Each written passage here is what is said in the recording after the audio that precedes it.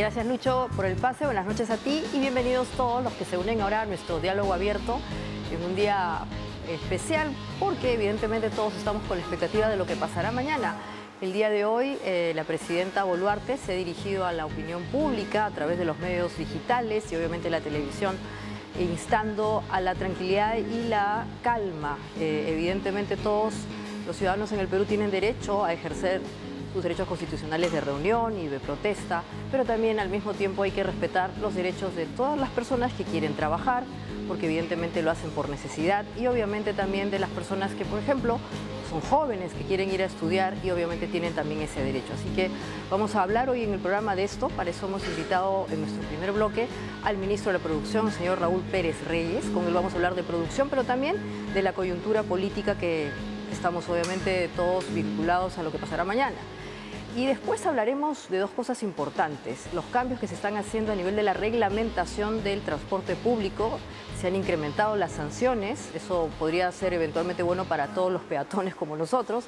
Y finalmente también hablaremos de las olas de calor globales que se están dando y que en la región particularmente está empezando a azotar a México. Así que no se vaya, que es un programa muy interesante. Como le he dicho, vamos a hablar obviamente también de la coyuntura política que a usted le interesa. Y sin más dilación vamos a ir a ver nuestra primera noticia a modo de un tuit. Tiene que ver obviamente con la coyuntura.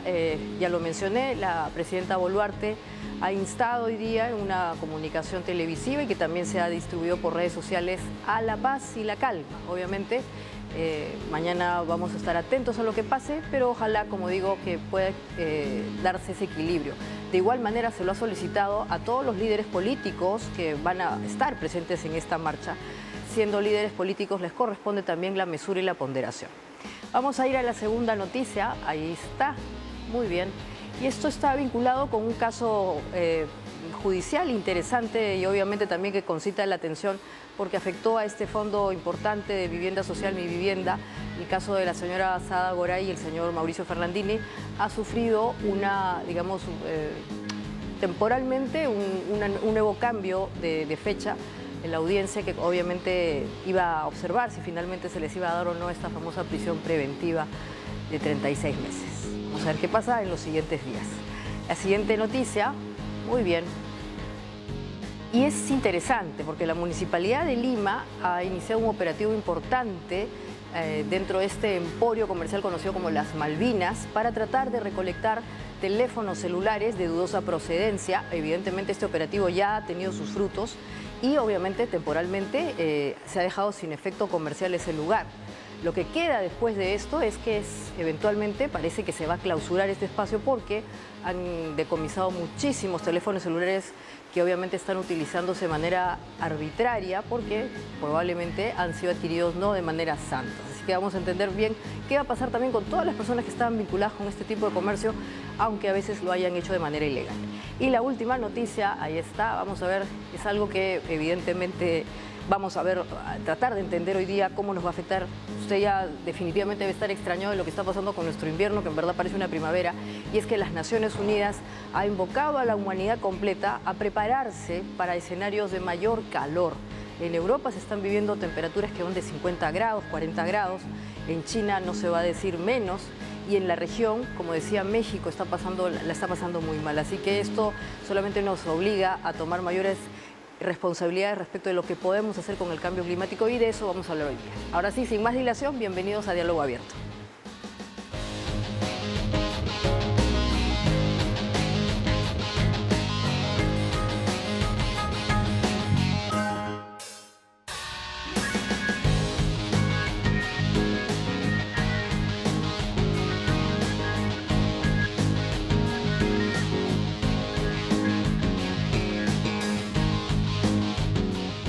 Muy bien, como les había anunciado, tenemos al ministro de Producción, el señor Raúl Pérez Reyes. Vamos a hablar también, obviamente, de productividad, pero lo que seguramente usted quiere saber es qué va a pasar mañana y qué medidas se están tomando desde su sector para tratar, en la medida de lo posible, de que todo se desarrolle de manera normal porque usted quiere trabajar, porque usted está vinculado con el sector de la pesca, porque usted tiene una bodega o finalmente es un microempresario. Así que buenas noches, ministro, y gracias por estar con nosotros. Buenas noches, Maite. Sí, bueno, en la mañana estuvimos en una conferencia de prensa con la presidenta y el premier y Es claro que las protestas del diciembre y febrero generaron un impacto económico adverso, no por la protesta en sí misma, sino por la naturaleza violenta de las mismas. Y eso generó para la micro y pequeña empresa particularmente un impacto muy fuerte. Hemos calculado el impacto aproximadamente en 92 millones de soles por día de paralización. Y cuando uno ya mira por día, y cuando uno mira el desagregado, lo que observa es que una parte importante, o sea, nuestra, digamos, el tejido empresarial tiene un altísimo componente de empresas de servicios. Y cuando ya miras el desagregado, cuáles son las que más recibieron el impacto, sin duda los restaurantes fueron todo lo que es servicios de atención, digamos, de todo lo que es restaurantes, hoteles, bares, servicios, digamos, menores. De primera línea, digamos, ¿no? Bodegas. Sí, exacto, bodegas también, farmacias, todo eso se vio afectado, ¿no? Particularmente en algunas zonas de la ciudad, en el caso de Lima, y fuera de Lima, en muchas ciudades de forma más generalizada. Entonces, creo que esto no se puede repetir. O sea, las discrepancias en una democracia existen, se deben ventilar en ese marco, democráticamente, y nosotros en el gobierno creemos que, a pesar de que no estar de acuerdo con los temas de eje de la protesta, sin embargo, es un derecho ciudadano protestar, pero pacíficamente. Exacto. Entonces, creo que ese es el eje aquí, de la protesta tiene que estar asociado a un movimiento pacífico en el que expresen lo que ellos crean que tienen que expresar. No importa si es una persona o 1000 personas. O sea, el tema aquí no es la cantidad, sino lo importante es que las personas ejerzan el derecho que toda democracia tiene a expresarse libremente, pero respetando a quienes no quieren ejercer ese derecho o quienes no están de acuerdo con ellos, simplemente. Entonces, creo que ese es fundamental, y lo que estamos haciendo en el gobierno es llamando un poco a la ciudadanía a tomar conciencia de eso, no dejarse llevar necesariamente por violentistas, sino que si quieren tomar la decisión de protestar, pues que lo hagan respetuosamente.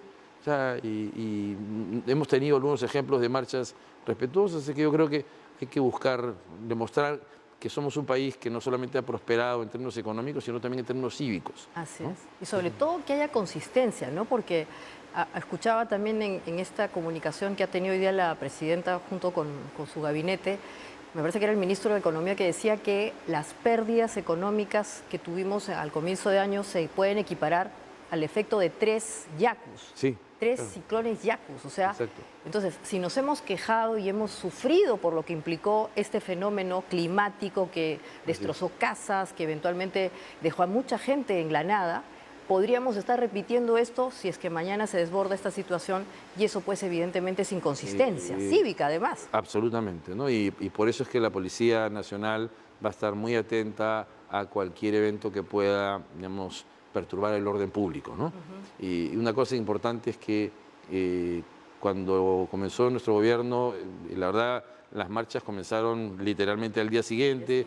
El gobierno le costó organizarse, como todo gobierno le cuesta organizarse, pero esta vez la Policía Nacional ya tiene muy claro cuáles son las estrategias que tiene que seguir. De hecho, el Ministro del Interior lo ha ido anunciando, y ellos garantizan que va a poder ejercerse la libertad de protestar de forma pacífica, y quienes no lo hagan, pues obviamente ahí está el Poder Judicial, el Ministerio Público, quienes harán valer, digamos, o sea, cumplirán su labor fundamentalmente, que es, digamos, investigar si alguien ha cometido un delito o no, ¿no? Pero yo creo que esperemos positivamente que mañana lo que veamos sea una jornada democrática, y que lo que veamos es a personas manifestándose en uno u otro sentido, porque también es importante que si salen personas manifestándose en el sentido contrario, también sean respetadas, ¿no? Eso creo que es bien importante, ¿no? Sobre todo porque no hay que dejar de lado que el contexto económico que actualmente atravesamos no es el más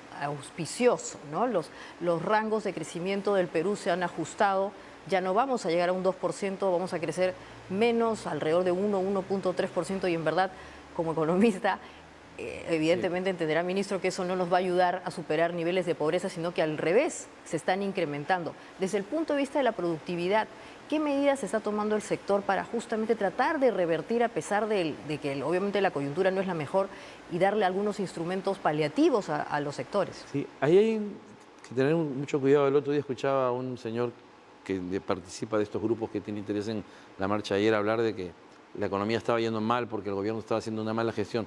Entiendo que es una persona que está en el mundo del derecho y no necesariamente tiene que tener los conocimientos de política económica, pero y cuando uno mira los datos de la economía siendo más frío, lo que uno ve ya desde el 2022, tanto por causas, la verdad, desde el 2021, en algunos casos por origen interno y otros origen externo, la economía venía desacelerándose, al extremo que la economía americana entró en una recesión este año como consecuencia ya de la desaceleración que venía de los últimos 2 años, la demanda sobre todo.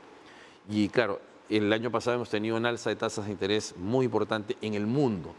Y hay una relación inversa entre la inversión privada y la tasa de interés.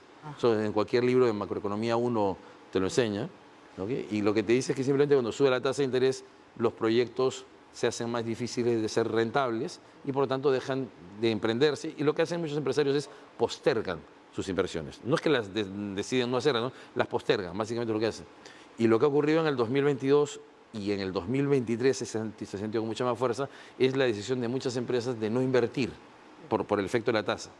Entonces, a este problema que ya implicaba un impacto adverso en el crecimiento de la inversión, hay que agregarle la inestabilidad política fruto del golpe de Estado del señor Castillo y todo el problema de manifestación y protestas en los primeros casi 3 meses. Entonces, todo eso generó un ambiente que sin duda no estimulaba a que los inversionistas, que incluso el tema de la tasa no fuera tan relevante, pues decidan invertir. Entonces ahí tienes un primer problema que hace que la economía tenga un desempeño que no es el ideal, ¿no?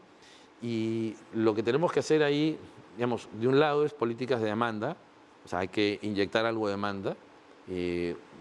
Los programas con Punche Perú en sus distintas facetas, turismo, textil, y todos los programas que se han estado haciendo y que vamos a seguir haciendo. Mañana justamente están presentando algunas propuestas para eso también, el Consejo de Ministros, apuntan a desarrollar la demanda o el financiamiento que sustenta un crecimiento de la demanda, con la idea de que la economía pueda recuperarse, pero no se recupera inmediatamente. O sea, una de las cosas que uno aprende cuando estudia economía es que hay una cosa que se conoce como los mecanismos de transmisión. Es decir, la política económica no se toma, o sea, no es que tú tomes una decisión de política económica e inmediatamente observas los resultados entre PBI, tasa de interés, tipo de cambio. Hay un proceso, justamente es el mecanismo de transmisión, a través del cual estas decisiones de política fiscal o monetaria se van reflejando en los agregados económicos. Y entonces, claro, en el caso nuestro, el estándar está siempre entre 12 y 24 meses, dependiendo qué variable estemos mirando, y lo que vamos a comenzar a ver ya es una recuperación de esos agregados económicos en lo que va del segundo semestre, algo, y se va a notar con mayor fuerza en el 2024. O sea, ten en cuenta que este año solamente en crédito suplementario hemos pedido 8.000 millones de soles. Es decir, estamos hablando del mayor nivel de crédito suplementario que ha tenido el Perú en su historia republicana. ¿Okay? En términos, digamos... Esto es una respuesta, obviamente, a las situaciones extraordinarias que estamos viendo desde la pandemia, ¿no es cierto? Claro, o sea, solamente por el niño tenía un golpe de 3.000 millones. O sea, en términos de agricultura, y básicamente agricultura y algunos negocios menores en la zona urbana, pero principalmente agricultura. Entonces, y en la zona norte, que es una zona además con un componente exportador importante. Y ahí, ¿qué estamos mirando? De un lado, hay que fortalecer el tema de la demanda vía compras estatales.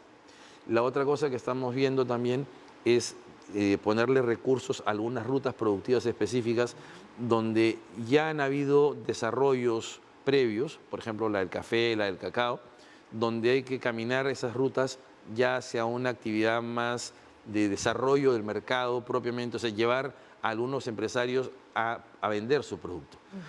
Por ejemplo, si tú miras lo que ha pasado en la Feria del Cacao que hemos tenido hace 2 días que ha acabado, lo que tú ves ahí es muchos empresarios que han hecho un gran mérito para desarrollar la industria del cacao, pero todavía está en lo que se conoce como el B2B, porque hay mucha tableta de chocolate, vamos a decir, que ya pasó del cacao propiamente al chocolate, pero todavía no le dan valor agregado. O sea, son pocos. Me tomé el trabajo el día domingo de visitar uno a uno los stands y probar muchos de los bombones que hay. Y claro, encontramos probablemente unos 12 o 15 bombones de chocolate con relleno. O sea, estamos hablando de alguien que ya le dio valor agregado en un pequeño taller, ¿no? En la mayor parte lo que está todavía es en la etapa más rudimentaria de hacer el bloque, la pasta de chocolate. Y entonces, claro, necesitamos mejorar la productividad, o sea, hacer que den ese salto. Ahí, por ejemplo, se requiere hacer capacitación para mejorar la productividad, para que la misma cantidad de chocolate ahora genere más ingresos que los que le genera el día de hoy. Entonces, estamos trabajando eso en el caso del cacao, por ejemplo, y estamos hablando ahí de más o menos unas entre 90 a 100.000 familias que viven de eso. Solamente de esa ruta Solamente productiva. del cacao. Y en el caso del café, que es otra ruta importante, son 220.000 familias más o menos, y estamos exactamente lo mismo.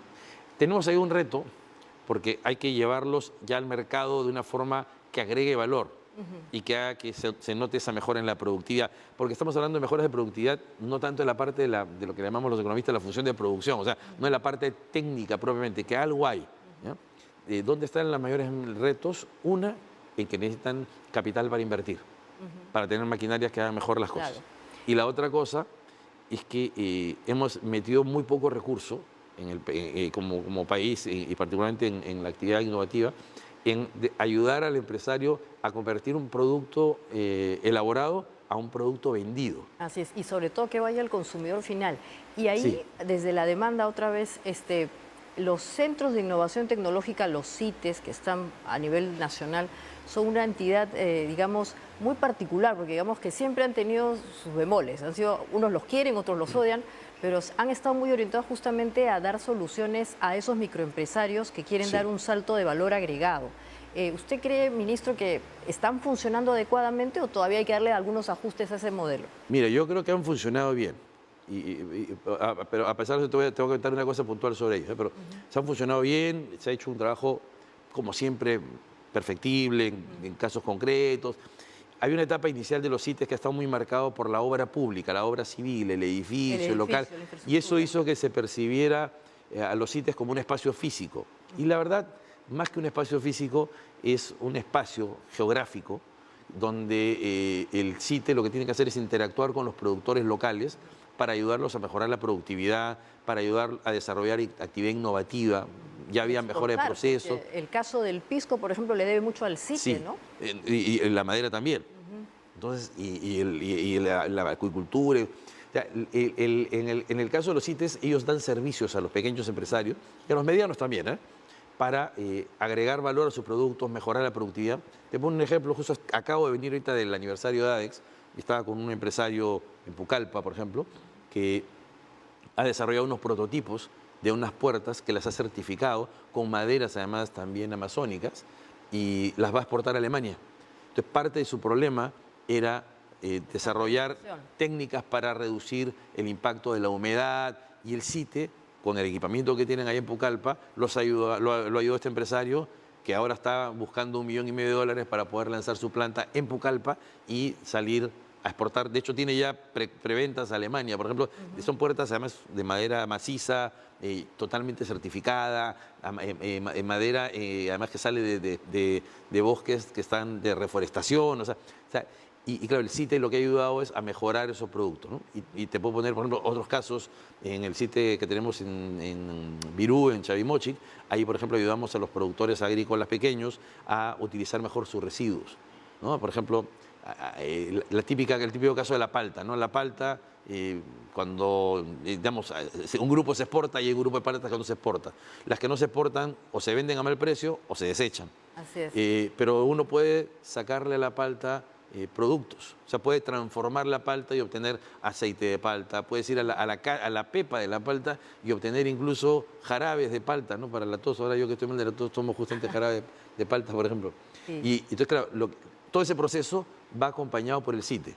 O sea, el CITE tiene equipamiento productivo en el que van haciendo pruebas, van probando, van chequeando, testeando la calidad del producto, si el sabor, si el olor, si la textura es el que el mercado quiere o finalmente lo que quiere vender el productor. Entonces, la verdad sí funciona, ¿no? Hemos hablado de los CITES y les hemos dedicado un tiempo porque están además a nivel nacional y probablemente es donde hay más actividad con las microempresas. Pero otro sector importante, ministro, es también el de la pesca. Es un sector que además siempre sentimos que hemos hecho demasiado poco todavía, ¿no? A pesar de las reformas y a pesar de que obviamente emplea muchísimas personas que todavía no están premunidas de tecnología, es una tarea pendiente. Ahí, ¿cómo hemos avanzado? En todo caso, ¿qué reformas está planteando su sector? Mira, la pesca tiene como 4 grandes grupos, ¿no? Tienes de un lado el pescador emblemático, que es el que tenemos en la cabeza todos, que es el pescador artesanal propiamente, el que hace la labor ancestral de pesca a través de lo que se llama la pinta. ¿No? O sea, van con un cordel y pescan o con una pequeña Claro. malla o un carcajo, ¿no? Pero ese pescador tiene, digamos, volúmenes de producción, para llamarlo en términos económicos, de extracción pesquera pequeños, y por lo tanto su ingreso está vinculado con eso. Entonces, si él obtiene un pescado, pesca, me ha hecho una pesca barata, de bajos precios, lo que va a poder vender él le va a generar pocos ingresos, y eso va a generarle obviamente un problema de falta de ingresos y de pobreza monetaria, y también en términos de necesidades básicas insatisfechas. Entonces, cuando uno mira ese primer grupo de la pesca artesanal, es un grupo muy vinculado con la pobreza, ¿no? Además, basta ir a las zonas donde ellos viven y te das cuenta que Claro. así es, ¿no? Entonces, ahí hay un trabajo que hacer, porque puede mejorar algo la productividad si algunos de ellos tienen pequeñas embarcaciones con las que salen, digamos, 2, 3, 4 millas mar adentro, pero igual pescan en esas condiciones. O sea, puede ser que pesquen un poquito más que uno que se pinta en un muelle, por ejemplo, ¿no? Pero la idea ahí es que hay que ayudarlos a desarrollar alguna pesca que sea de mayor valor, pero igual también hay un límite a eso. Ya. La solución para eso es pasar a la acuicultura, Ajá. es decir, a la crianza en zonas continentales o en el mar mismo. O sea, para que tengas una idea, la mitad de la demanda mundial de carne de pescado viene de la acuicultura, no viene de la pesca artesanal. Entonces, lo que hay que hacer es aprovechar el conocimiento y expertise que ellos tienen en la pesca y ayudarlos a desarrollar la acuicultura como un negocio que en muchos países es un negocio importante, que son pequeños emprendimientos, pero que les permiten salir de la pobreza, ¿no? Y entonces ahí los desembarcadores de la pesca artesanal son un eje fundamental. Por eso es que en el Ministerio le metemos mucho interés a los desembarcaderos, ¿no? Y a la construcción. Claro, porque en algún momento usted indicaba que se necesita mejorar también la infraestructura de frío, la cadena de frío, para que Es obviamente... fundamental. En el Perú, por ejemplo, no se consume muchos frutos del mar, ¿no? Ni pescado. O sea, vamos a entrar a temas como la gastronomía, pero eso tiene que ver también con estas facilidades. Hemos crecido en el tiempo en nuestro consumo de pescado, pero todavía tenemos una ruta pendiente. Si nos comparamos con Japón, nos queda todavía mucho. Claro. Y te hablaba, por eso hay un segundo grupo, que es el de los pescadores, que todavía siguen siendo artesanales, pero que se les llama de menor escala, que ellos tienen una pequeña embarcación, tienen lo que llamamos un bolichito, hacen pesca igual de jurel, caballa, bonito, ¿no? Y ellos sí tienen un espacio para mejora de la productividad mayor. Ahí hay un tema que tiene que ver con las embarcaciones, de un lado, y de otro lado que ahí sí el desembarcadero es fundamental para ellos, porque el desembarcadero de pesca les permite cubrir toda la parte sanitaria de su producto, traerlo, limpiarlo en condiciones sanitariamente correctas, darle cadena de frío, congelarlo y también venderlo a otros que lo que hacen es luego lo exportan. Pero cuando uno mira, por ejemplo, el año pasado hemos exportado como casi 1.400 millones de pescado congelado. La mayor parte es de las empresas medianas, pero también por ahí hay algunas que son empresas que lo que hacen es acopian en modo de habilitadores a pescadores de estos artesanales de menor escala, ¿no? Y por eso ahí los desembarcaderos son fundamentales y la inversión ahí para mejorar la productividad es clave. Y luego están los otros grupos que son los que están vinculados con la pesca industrial, que obviamente tienen ellos volúmenes distintos, son inversiones mucho mayores y que tienen, digamos, se enfrentan más a estos vaivenes climatológicos que es lo que estamos pasando ahora, ¿no? Exacto. Le quiero agradecer muchísimo, ministro. Hemos hecho un recorrido rápido de los 2 sectores más importantes y finalmente, otra vez, pedirle la invocación, ¿no?, a todos los segmentos productivos del Perú y decirles que va a haber tranquilidad mañana para salir a trabajar, que es lo que todos queremos finalmente. Sí, yo creo que hemos salido de cosas peores. Esto es una situación política que hay que saberla manejar. Yo invoco a los ciudadanos, a los empresarios, a que mañana salgan a trabajar, abran sus tiendas, vendan sus productos. La policía va a estar desarrollando su labor de cuidado de todos, de los que protestan y de los que no protestan.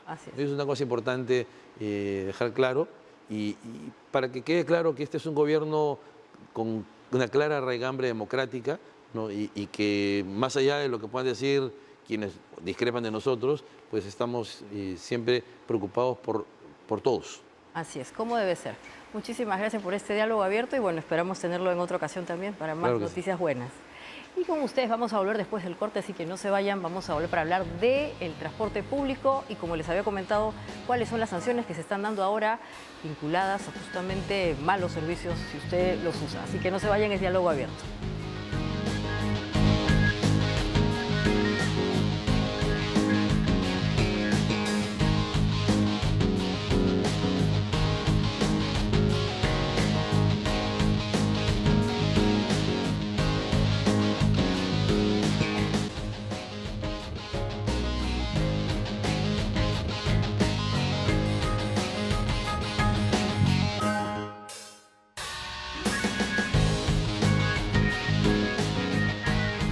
Muy bien, si usted se dedica al servicio del taxi o del transporte público o lo utiliza, tiene que ver esta entrevista porque se han producido modificaciones al nivel de infracciones y usted obviamente incumple las normas respectivas. Así que por eso estamos con el presidente de la ONG Luz Ámbar, el señor Luis Quispe Candia, para hablar al respecto. Buenas noches, señor Candia, y gracias por estar con nosotros. Muchas gracias, Maite. Gracias por la invitación. En concreto, lo que está pasando es que se ha elevado la infracción, o mejor dicho, las multas, ¿no es cierto? Y eso eventualmente podría ser muy oneroso, ¿le parece a usted? Absolutamente oneroso y es poco atinado. A ver, vamos a ponernos en contexto, porque es bueno que entiendan los televidentes y los taxistas en particular, y también los abogados, porque los abogados aquí van a tener mucho trabajo probablemente. En nuestro país, la norma que regula el transporte y tránsito terrestre es la Ley 27181. Del año 99 ha sido modificado en muchos aspectos, pero es la norma, finalmente es la ley, la norma de mayor rango. Tiene 8 reglamentos nacionales. Un reglamento nacional de tránsito que involucra a todos los usuarios de la vía, conductores, peatones, ciclistas, conductores de vehículos de movilidad personal. Todos estamos comprometidos en el Reglamento Nacional de Tránsito. Se sanciona cómo debemos caminar, cómo debemos conducir un vehículo. Luego tenemos el Reglamento Nacional de Administración de Transporte. Este reglamento regula el transporte, todas las modalidades de transporte. De este reglamento emanan las ordenanzas de los gobiernos regionales, de los gobiernos municipales, provinciales y distritales relativas al transporte. Recordemos que la ATU es una institución nueva porque el transporte urbano, el transporte de taxi, estaban a cargo de las municipalidades provinciales y lo están en el resto del país. Pero en Lima se ha cambiado mediante la Ley 30900. Pero digamos que, además de este marco tan interesante, en concreto, para un taxista hoy día, ¿cómo se le va a medir? ¿Usted cree que, al margen de que no estamos haciendo esta suerte de ordenamiento, digamos, de equilibrios entre las normas, en concreto, ¿cómo le va a afectar? O sea, ¿qué cosas tiene que observar para que obviamente no caiga dentro de la situación de castigo? Pero para responderle a esa pregunta, déjeme concluir. Entonces, el Reglamento Nacional de Administración de Transporte, que tiene que ver con el transporte, y las municipalidades y todas ellas se sujetan a este reglamento para emitir los reglamentos al taxi. En el caso de Lima, al pasar a la ATU es ahora la autoridad competente para regular y administrar la gestión del transporte de taxi. Y este reglamento, que debería tener como base el Reglamento Nacional de Administración de Transporte y la propia ley, precisamente contraviene a estas dos normas, para empezar. Entonces, habla del tránsito y el transporte a la vez, que son dos conceptos totalmente distintos. Por ejemplo, vamos a mencionar 2 ejemplos patéticos. El Reglamento Nacional de Tránsito, que sanciona la Policía Nacional, regula cuando un conductor de un taxi no se detiene brindándole seguridad a su pasajero. Debe detenerse al lado derecho. Es una infracción al tránsito, está establecido el reglamento.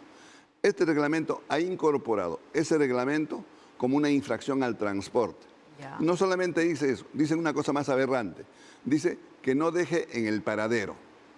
¿Alguien conoce un paradero de taxis en la ciudad de Lima? No existe ningún paradero de taxis. ¿Qué más? En relación, por ejemplo, a otra infracción que me parece interesante, circular con la puerta abierta. con los pasajeros que sobresalen el pasajero. Todas estas infracciones están en el Reglamento Nacional de Tránsito. Los han incorporado en esta norma y la multa obviamente es de 2.475 soles. Mientras que en el Reglamento Nacional de Tránsito la multa es de 390 soles y si lo paga en 5 días es 67 soles. Ahora, usted mismo, antes hablábamos de que si eventualmente uno tiene una buena conducta, no tendría que haber temor de pagar este tipo de infracción, porque evidentemente los montos tienen que ver con el hecho disuasivo, o sea, Así es. castigar ejemplarmente para que no se haga. Entonces, excelente. ¿por qué nos preocupa? Yo estoy de acuerdo con ello, María Teresa, porque y he defendido siempre la posición del Estado cuando pone las multas, porque las multas son para quien comete infracción. Pero estamos en una situación muy sui generis en Lima. Lima tiene un promedio de 200.000, más de 200.000 taxis. La presencia de los taxis en los autos colectivos se debe al deficiente servicio del transporte urbano. Así es. Si tuviéramos un servicio de transporte urbano excelente, con buses unidos al sistema de trenes, no habría taxis ni autos colectivos como en todas las ciudades del mundo. Usted ha ido por el mundo y va a usted ver que ningún país tiene la enorme cantidad de taxis. Nueva York tiene 50.000 taxis. Claro, Londres tiene menos de 50.000. Y ahí no estamos considerando las aplicaciones que también han incrementado la oferta, ¿no es cierto? Y ahí vamos con otra observación. El reglamento de taxi, este reglamento no contempla el servicio de los taxis mediante aplicativo. Es un servicio que existe, que no se va a erradicar, va a existir porque existe en todo el mundo. ¿Por qué no lo regula el Estado? Hay una ley en el Congreso de la República, no necesitan de la ley, la ATU ha podido ver la forma de incorporarlos, buscar el mecanismo para que puedan prestar el servicio bajo una norma, porque el servicio del auto de aplicativo, si decimos estrictamente la ley, es un servicio ilegal. ¿Por qué? Porque la ley 27181 dice que todos los servicios de transporte tienen que tener autorización de la autoridad competente. Y ese servicio presta un servicio de taxi, pero no tiene ninguna autorización, ni los han considerado. Ellos iban a poder trabajar, de acuerdo a este reglamento, sin ninguna restricción, sin ninguna multa, absolutamente, totalmente protegidos. Y es un tema bastante polémico porque usted sabe, hay muchísimas personas que trabajan a través de estas aplicaciones.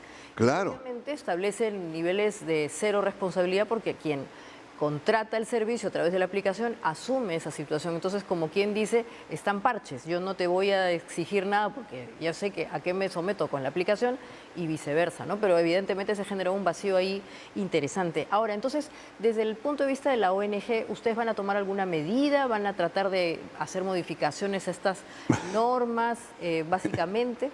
Realmente, cuando ocurren estas cosas, no me queda más que sonreír. Yo tuve la suerte de conocerlo al señor José Aguilar, al nuevo presidente LAT. A los pocos días de lo que se hizo cargo tuvieron gentileza de invitarme. Conversé un tiempo prudencial para hablar de estos problemas y en particular hablamos del transporte urbano. Hace algunos días me han invitado para formar parte de una comisión consultiva con otros profesionales, supongo yo. Todavía no hubo ninguna reunión. Pero frente a esto, tengo que pensarlo 2 veces, o sea... Yo no sé cómo pueden publicar una norma de esta naturaleza y dan 30 días para que asimilen los taxistas y esto va a traer una situación muy complicada, muy complicada. Creo que están a tiempo de poder volver a revisar y volver a replantear, porque hay otros aspectos que en este reglamento, por ejemplo, como las condiciones de acceso a la hipermanencia, que es una condición que el reglamento prevé cuando no cumples con las condiciones de acceso, sea el vehículo, el conductor, la norma dice que le da 5 días para que subsane esa irregularidad. Pero aquí no, aquí lo sancionan. Entonces, hay muchos aspectos que habrían que analizarse y creo que yo invoco a nombre de la sociedad civil, al señor Aguilar y a su equipo de expertos técnicos que han elaborado esta norma, a que elaboren y realmente mejoren esta norma porque no se va a solucionar el problema con sanciones draconianas, no soluciona. Igual, de todas formas, señor Candia, a mí me parece importante decir que si van a ser los castigos y las sanciones pecuniarias tan altas, lo que podríamos lograr como efecto en el mercado es que justamente desaparezcan los que no observan las normas, ¿no? Los que, como usted bien indica, tienen conductas adecuadas y que obviamente conocen los reglamentos y todo lo demás, seguirán la vida por ahí normalmente, ¿no? Pero desde el punto de vista del peatón o de la persona que va a utilizar un servicio público, es mejor justamente que por efecto de este tipo de incentivos normativos se vaya excluyendo a los otros, ¿no? Porque en verdad también, como yo particularmente uso mucho taxi, es bueno que quien nos esté dando el servicio conozca el reglamento, sepa cómo comportarse. Claro. Y si una multa le va a perjudicar en su economía, seguramente se lo va a pensar mucho para tratar de actuar adecuadamente. Usted me da pie a algo que conversé muchos años atrás sobre el taxi cuando apareció el sistema aplicativo en Lima. Yo lo había visto antes en Brasil, me llamó tremendamente la atención. Cuando llega a Lima, yo planteé a la autoridad en ese momento, ustedes tienen que generar este aplicativo como autoridad. Ustedes crean, programen, desarrollen esta autoridad. No, averigüé incluso que no costaba mucho. Háganlo para que puedan hacer una mejor competencia a los otros que son privados. Si los otros cobran el 25% al taxista, ustedes cobren el 5% para que se mantenga el sistema. Si eso hicieran, por ejemplo, ahora mismo, para diferenciar de los que no pueden prestar servicio, porque recordemos, en el mercado deben haber no sé cuántos miles de taxis que tienen más de 15 años de antigüedad. Y esta norma dice solamente 15, porque así está el Reglamento Nacional de Vehículos. Entonces, hay miles de vehículos que están trabajando con 20, 22, 25 años de antigüedad. Otro problema adicional. ¿Y qué se va a hacer con ellos? Entonces, el sistema aplicativo podría ser una buena solución, de tal forma que los que estén dentro inscritos en la ATU puedan beneficiarse de ese modo y trabajar mejor, ¿no?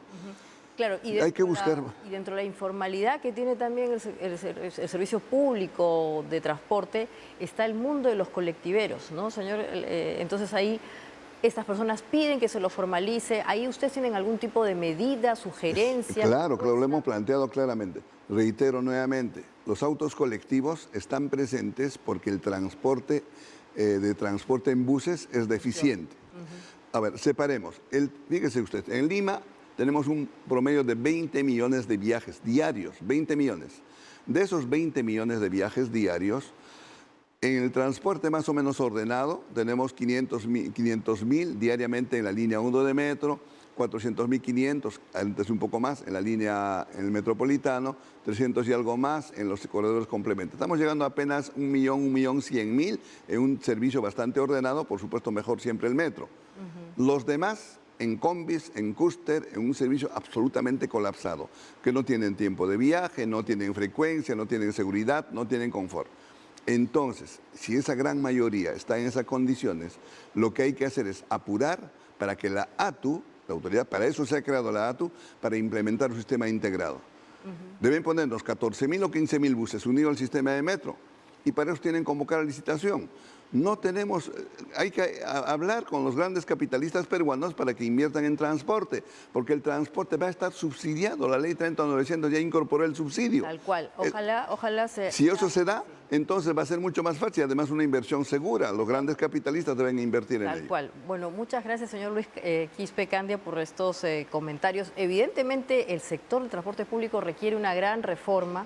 Hay mucha convivencia de sectores informales y obviamente ONGs como la de ustedes es importante porque eventualmente representa también a la sociedad civil, aunque en este caso, como digo, si vamos a eliminar a los taxistas, enhorabuena. Muy amable. Gracias por la invitación. Buenas noches. Muy bien, y después de esta conversación, obviamente usted, si va a tener mejor oportunidad de escoger a un taxi, hágalo bien. Ahora van a haber multas, así que eventualmente el mercado, como dirían darwinianamente, se va a ir ordenando solito, ojalá. Después del corte vamos a volver para hablar de las olas de calor que se están dando globalmente en la región. Ya hay lugares como México, Argentina, en el Perú. Estamos viviendo una suerte de invierno primaveral o algo así. Así que vamos a tratar de explicar eso y entender qué va a pasar en el futuro. Así que no se vaya, esto es Diálogo Abierto.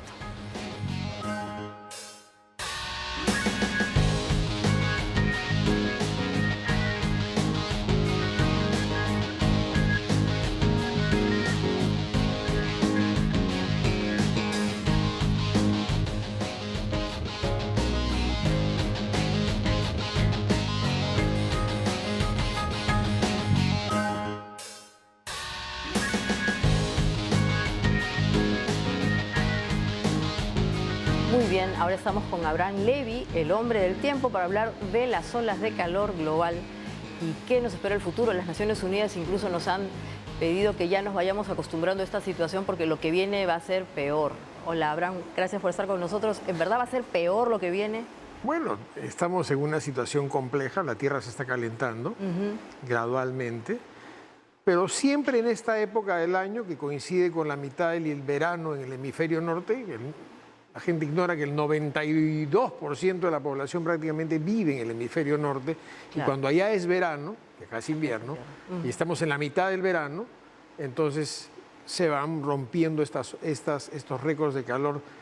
Todo el hemisferio norte está repleto de estaciones meteorológicas, entonces hay mucha data, pero sí es verdad que este año es un año extraordinariamente cálido, ¿no? El año pasado, en efecto, habían olas de calor en España, por ejemplo, cosas inusitadas, en lugares como, yo tengo mucha relación con los países nórdicos, con Noruega, habían picos de temperatura increíbles, ¿no? Entonces, sí, eso no es normal, ¿no? Algo está pasando. En las zonas extratropicales, o sea, digamos, en el extremo norte del planeta y en el extremo sur del planeta, cuando se llega el verano, se forman estos domos de alta presión, que son como parcelas de aire muy grandes que quedan atrapadas durante días, muchos días. Ahora, hoy tenemos cinco en el hemisferio norte, uno de ellos en Europa Occidental, que ha producido hoy un récord de temperatura, por ejemplo, en Roma. El récord de temperatura en Roma se rompió el año pasado con 49, hoy se ha vuelto a romper, un año después, con 42,9, o sea, por 2 grados. Los récords de temperatura se rompen por décimas de grados, no, pero romperlo por 2 grados. Y esto tiene mucho que ver con algo que es parecido a lo que está pasando en el Perú, que es que el mar Mediterráneo está muy caliente, hasta 5 grados por encima de sus valores normales. Y el efecto es el mismo, ¿no? Cuando el mar está muy caliente, la brisa marina se calienta, que finalmente llega a las ciudades costeras. Roma está muy cerca de la costa, ¿no? Y hemos tenido hoy temperaturas muy altas en el sur de España. En Cataluña se han batido los récords por 3 grados, ¿no?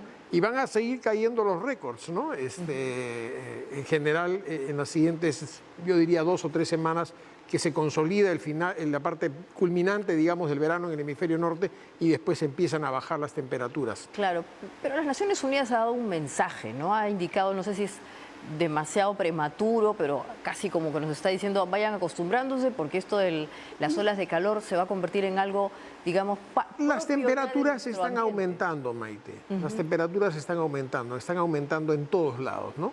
Pero es muy lento el aumento, ¿no? O sea, yo no quiero, digamos, menospreciar lo que está pasando, pero la realidad es que, y lo singular este año es el calentamiento de los océanos, ¿no? Eso sí, no tiene precedentes, ¿no? O sea, uno puede ver la serie histórica de las curvas de temperatura, que son las variaciones a lo largo del año de los principales océanos, y los números este año son realmente escandalosos, ¿no? Particularmente el Atlántico Norte, ¿no? Y eso ha contagiado al Mediterráneo y eso está produciendo las temperaturas muy altas en el caso de Europa. Hay otro domo de alta presión también en el oeste de Norteamérica que ha producido temperaturas de 53 grados en California. Uno se dirá, ¿cómo se producen 53 grados en California? Hay un lugar en California que se llama el Valle de la Muerte, que está debajo del nivel del mar. Entonces, cuando las zonas están debajo del nivel del mar, es donde se producen las temperaturas más altas, como la zona del Mar Muerto, por ejemplo, entre Jordania e Israel, por citar algunos ejemplos. ¿Y en nuestra región se habla? Acá estamos en una situación muy preocupante, ¿no? Acá tenemos un niño costero que este mes de julio ha pasado los 3 grados centígrados, que es la marca mínima para que el niño se vuelva extraordinario, en caso durase 3 meses más sobre estas marcas. Me refiero el calentamiento del mar del Océano Pacífico frente a la costa norte de Perú y a la costa de Ecuador. Sin embargo, los modelos climáticos, que es lo que utilizamos hoy para simular, anticipar, digamos, simular, esa es la palabra precisa, nos indican que el pico del calentamiento está llegando ya en estas semanas a nuestra región, y deberíamos ver un descenso en las anomalías, como lo prevé el Estudio Nacional del Fenómeno del Niño, de cara hacia el verano, y esto nos evitaría pues una catástrofe en términos de lluvias, ¿no? Yo creo que la principal preocupación ahora es que si el niño se consolida a nivel global, no el costero, se desarrolle en la Sierra del Perú una sequía, ¿no? Y que es un desastre en cámara lenta. La sequía es realmente terrible, ¿no? Y ese es un riesgo que hoy corremos los peruanos. Estamos prestando mucha atención al calor en la costa, mucha atención al potencial riesgo de lluvias en el norte, que de hecho se van a presentar, pero no estamos prestando atención a una situación que podría ser bien compleja en caso de que tengamos poca lluvia, que es lo que normalmente sucede en un niño global. Eso es interesante porque en verdad, como tú dices, la tendencia sería a que las lluvias van a ir de alguna manera moderándose, pero por contra, más bien en la zona sur del país. Sí, o sea, lo que los modelos nos están diciendo es que vamos a llegar con un niño moderado al verano. Ya. Y tendería a debilitarse hacia el final del verano, que es precisamente la parte más importante de la temporada de lluvias en el caso del norte del Perú, donde de hecho esperamos lluvias más importantes que lo habitual, por lo menos como se ven hoy las cosas. Ya. Pero en el resto del país, si el niño global se consolida, los Es lo que norteamericanos parece que va a pasar. ya han dicho que hay niño, y los australianos, la Oficina Meteorológica de Australia, que es de altísima reputación, y los australianos son unos expertos en el niño porque los afecta directamente como a nosotros, han dicho que todavía no hay niño. ¿Ah, sí? Entonces, es una discusión técnica, Interesante. pero da muestras de que, y en la medida que esa debilidad en manifestarse el niño global se extiende en el tiempo, las probabilidades de que tengamos un niño costero importante en el verano en el Perú se reducen. Claro, hablando de la costa, pero otra vez hay que preocuparnos más bien de lo que pasa al sur del país. Sí, porque ya venimos de un año malo de lluvias. Ya venimos de un año malo de lluvias. Las reservas de agua de Lima, por ejemplo, terminaron esa temporada de lluvias, la del 2022 al 2023, en su peor condición en los últimos 20 años. Hay suficiente agua para todos los limeños este año, pero si tenemos un año seco, por ejemplo, en un niño moderado, como fue el niño del año 1992, tú eras pues una niña, ¿no? Tuvimos una sequía considerable en el Perú y Lima tuvo 6 meses de racionamiento de agua, prácticamente, o 6 o 7 meses, y tuvimos cortes de agua y cortes de energía rotatorios, no necesariamente por la acción terrorista, sino por la falta de lluvias del 92. Capturan a Abimael en septiembre-octubre del 92, justo al inicio de la temporada de lluvias del verano 92-93, y de pronto se normaliza el suministro eléctrico y el suministro de agua, no porque había caído Abimael necesariamente, sino porque había empezado a llover ya de manera normal en la temporada siguiente. ¿Cuán cerca estamos de que se repita eso? Mira, se va a repetir en algún momento. Ya. En lo que queda de este año, el próximo, vamos a tener ese racionamiento. En algún momento vamos a tener una sequía importante en la Sierra del Perú, porque eso ya ha pasado y las cosas se repiten, ¿de acuerdo? Hemos tenido niños importantísimos en el Perú, no solo el del 82 y el del 97. Tuvimos un niño terrible en 1877, 1878, un año antes de la guerra con Chile. ¿No? Qué terrible. Destruyó todo el norte del Perú, pero nadie entendía pues toda esta cosa del niño. A nadie se le va a ocurrir ir a atacar a los chilenos pues después de haber salido de un niño monumental. Terrible. Pero bueno, eso hemos ido aprendiendo a lo largo de la historia. Lamentablemente en el Perú no acostumbramos a aprender mucho del pasado, ¿no? Entonces se repiten muchos errores y esperemos pues que por lo menos en los próximos meses la autoridad de la reconstrucción con cambios y en general los gobiernos locales y regionales pongan lo que se tiene que poner para que la población, la gente, la pase lo mejor posible en un eventual escenario de lluvias importantes en el norte del Perú.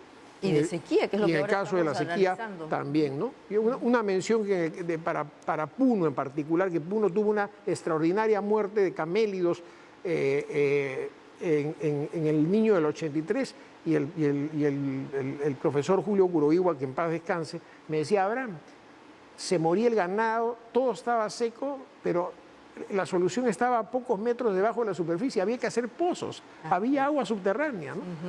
Una idea a tener en cuenta. Entonces, para ir cerrando, con el tema de la temperatura, tendríamos que empezar en verdad a acostumbrarnos a que van a aumentar.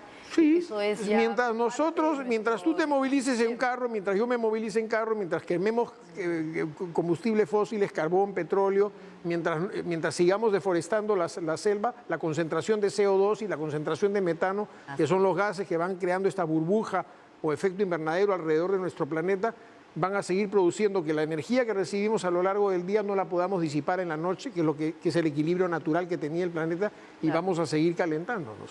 Es irremediable. Hemos visto en algún momento estas imágenes de la NASA, no sé si tú las has visto en tiempo real, en donde se mueve justamente esa nube de carbono al norte y al sur, donde estamos nosotros no hay nada. Todavía tenemos pulmones naturales como la Amazonía. ¿Cómo nos va a impactar estos fenómenos a nosotros? O sea, La ¿vamos a poder Amazonía está... apoyar o eventualmente la vamos a condenar? Todos estamos en el mismo bote, porque es un solo planeta, pero la Amazonía, Maite, la Amazonía peruana ha sido devastada, tal cual, devastada. Hoy tenemos una cantidad importante de incendios. En el Perú hay una temporada de incendios. Conversábamos en la oficina, uno de los ingenieros de la oficina es experto en monitorear los incendios forestales, y estamos entre 70 y 100% en el conteo porque los satélites te cuentan los puntos de calor, digamos, en el territorio, por encima de los valores normales, y no estamos teniendo, no es época de lluvias, y vamos a llegar complicados a septiembre, que es la época del año en que esto tiene su pico antes de las lluvias. Imagínate que las lluvias se retrasen, el avance de la deforestación que esto implica, más allá de lo que hacemos nosotros continuamente con nuestro bosque primario, que es destruirlo, ¿no? Así es, o sea que hay que pensar en serio en estos temas, porque en verdad ese pequeño... Pero pulmón queda que en todavía esto, tenemos, Maite, queda hay en que conversaciones de la tele, queda en conversaciones de la radio. El Estado es insuficiente, ¿no? Bueno, Si la educación no llega a esa población Así es. para que Ahora, entiendan... Lo bueno de estos sí. problemas, Abraham, es que son globales y le interesa al mundo. O sea, habíamos visto estos líderes o actores, artistas que tienen sus ONGs y que se preocupan de lo que pasa por la Amazonía, porque en verdad, como tú dices, aún cuando se esté ¿Tú crees que se afectando preocupan? fuertemente, de alguna manera también hay formas de salvarla. ¿Tú crees que se preocupan? A mí, por ejemplo, me llamó la atención que muy interesantemente en esta cumbre que se está dando entre países de Europa,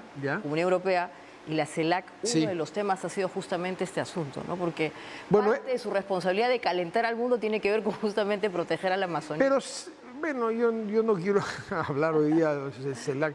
Por ejemplo, ¿no? Nicaragua se abstuvo de condenar a Rusia, ¿no? Y la CELAC Claro, produjo... esa es la otra variante. Pero es que así es en todos, así es en todo, Maite. O sea, a la hora de los logros, a la hora de que comprometerse en no emitir Así. gases de efecto invernadero, China, India, Estados Unidos no colaboran. ponen su cuota. Por eso digo, a veces Ellos son los tres grandes responsables.